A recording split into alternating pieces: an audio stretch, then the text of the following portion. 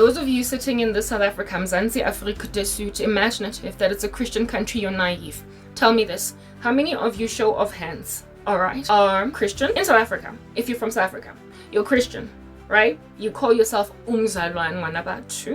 But honeybee, you are fornicating. You are having an affair with a married man. You are in a remarried marriage with somebody else's husband, but you claim that he's your husband because you're Alicia Keys or Gabrielle Union. How many of you are also exasperated by waiting on Jesus Christ for answered prayer every so often to a point of getting back in touch with your roots, and so therefore consulting a masangoma, tapping into ancestral worship spirits? How many of you do yoga? How many of you read tarot cards? How many of you are into Eastern mysticism? How many of y'all are still on Saturdays involved in wild parties that you claim is just a gathering between friends, mara akuphuzwa yini, akubhenywa yini, and akukhulunywa inyongo yini kule braai yakhona? So in other words, you're still partying even though you're 40 like Karabo.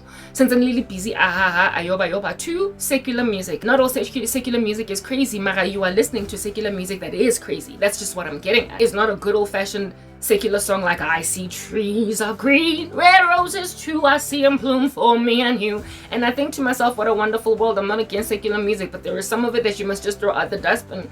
Are y'all throwing out secular music that's obviously an affront to God out the dustbin? No, you're not. Hey, you're sitting around letting your children come back, you're letting your children watch what you might call this, like all these Disney shows, all these cartoon shows that are super esoteric. They're very witchy. A whole bunch of shape-shifting. They're just basically a whole bunch of non-biblical principles in these shows. In and of yourself, flip through Netflix again. Hey, keep on paging. You're reading a very interesting novel through the catalog on Netflix, and you are not even sieving out nonsense when you happen upon expletive magtuganwa inside a show.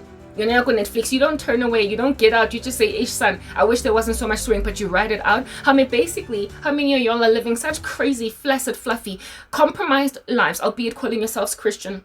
It's the grand majority of South Africans, and those of us that are actively gouging out our eyes and cutting off our hands and walking away from dirt.